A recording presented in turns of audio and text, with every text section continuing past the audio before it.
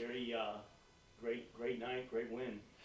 Yeah, it was exciting. Again, that's the last week our big home opener. We got down 2-0, showed resiliency, and again, you see it from the group too as well.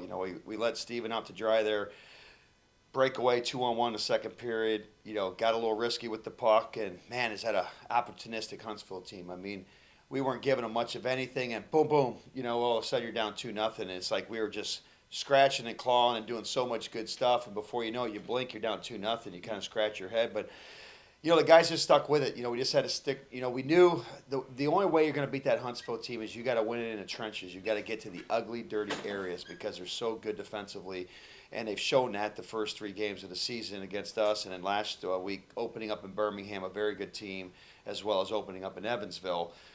So coming in 3-0, they're very good defensively, and we talked about before tonight. Like it can't be about pretty plays. It can't be about perimeter. We got to get to the nuts and bolts areas, and we did a good job of that. Yeah, both of your regulation goals were crashing the net. Yeah. And having the puck come loose. Bondarenko poked it in the first time, and then Dallas had it on his stick, and I didn't know if that was deflected by one of your guys or how it got to him, but he got it and flicked it in, and that both of those cases you had traffic in front of the net. Yeah, I mean that's the day we showed the film from last night, and we had some looks, but we didn't get second chances. And I know I talked to Brendan today. I talked to Eric before the game, and it's in on the board. The key to victory tonight, it said it to everybody, was we needed second chances around the net. Their goalies are good, and it's just not good enough to get one shot on them. You got to find those rebounds, and you got to swarm them, and you got to get in there, 200 pounds of pressure on your stick, and find a way of getting something, shoveling something ugly in, and we did it both times. And then overtime, interesting. The 4 saves that Mundinger made, I think, he thought it might have been the game, and the way he reacted, and then the players thought so too, and then no, hold on, but then he comes and he makes that 5th save.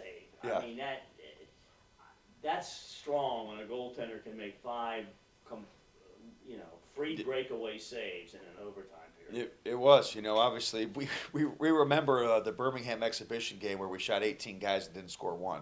I still remember that. We do a drill in practice. We have fun. We actually have some good shootout guys, but I'll be honest, the ice was so chewed up because the guys were going at it so hard, and you seen the puck. I mean, was going up on everybody, and that's where.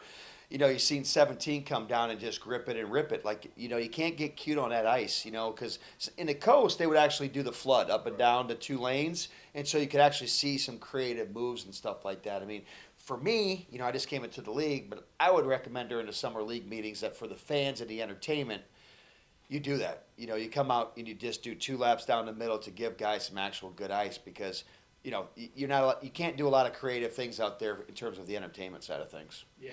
What about Mundinger though? That he comes out of a great hockey program in Maine, and then he didn't. Where did he play? He didn't play last year, according to hockey. No, he's one of those rare gems. I found. He reached out to me. He was actually in Cincinnati's camp last year. Didn't make the team, decided to not come to the SPHL and play games, thought he was an ECHL goalie. That happens to a lot of guys coming out of college.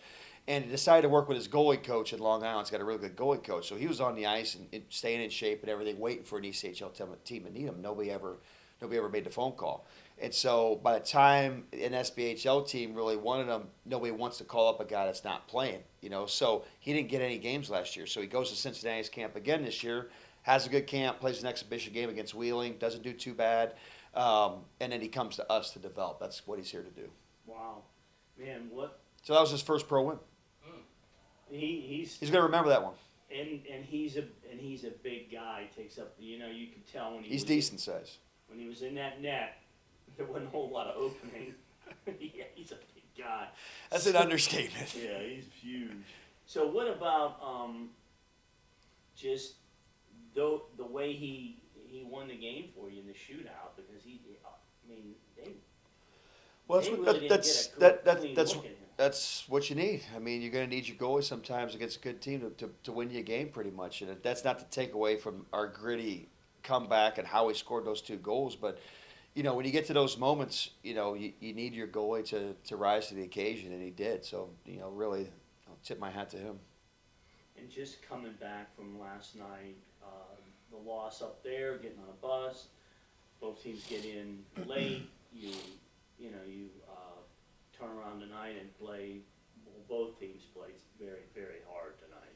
Oh, I thought it was a great hockey Yeah, game. well- I mean, that's a good Huntsville team. I mean, and honestly, not to take anything away from them last night, but we weren't that bad last night. We just had 3 bad blunders that, like tonight. I mean, they just boom, boom, boom, right in the back of your net. But we did some good things. This week we worked a lot on defense because we were horrendous last week, and even though we won 7-5. So we didn't give up a lot of grade A chances last night. We lost the game. And then tonight we didn't give up a lot of grade A chances. So, that's what we got to do in order to get ready for Roanoke. That's a good hockey team. Fayetteville, too. We got to tighten the screws. I think we got offense on this team. We just got to make sure we can play without the puck. What was the, on Milan's, on his first, when he took the shot, or tried to take the first, overtime shot, and they Yeah. waved it off, what happened there? He lost control of the puck. And that's it. That's it. Yeah. At 11, I think it was 11:35, 11:34 in that third period, you decided to call a timeout. Was that a strategy to maybe get their legs back and talk about what's most important leading up to, maybe to the end of the game? Yeah, good question. It was actually an icing call, and we were dead tired. It's a 2-2 game, and they started making a little bit of a push, momentum-wise, and, as a coach, you could feel it. And I thought that was a good time to call a timeout just because we had dead tired legs on the ice. It was a big face-off. They were making a push, had some momentum. They had fresh legs going out there. It wasn't the matchup either on the ice that I wanted. And it just gives those guys, a good 60 seconds to collect their thoughts. We had a good face-off play intact, and we were able to win the draw and get the puck out and get healthy legs out. Coach, you got 2 guys out with Nick and Malik, and obviously both of them have been in Pensacola before. Malik with that assistant captain, insignia on his jersey. With them being out, which of the guys are kind of stepping up, and you feel the guys are really gelling quickly this season and right on track with where you like them? Yeah, it was what I liked about last night in a loss was you could see how much the guys cared.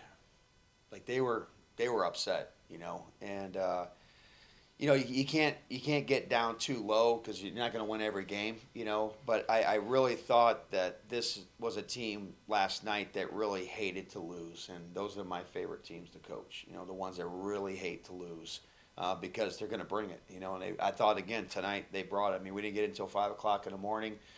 That's our first back-to-back. Again, there were some guys that looked a little tired at the end of last night's game, but man, they brought it today. How does the preparation change this week going on your first full road weekend for the season?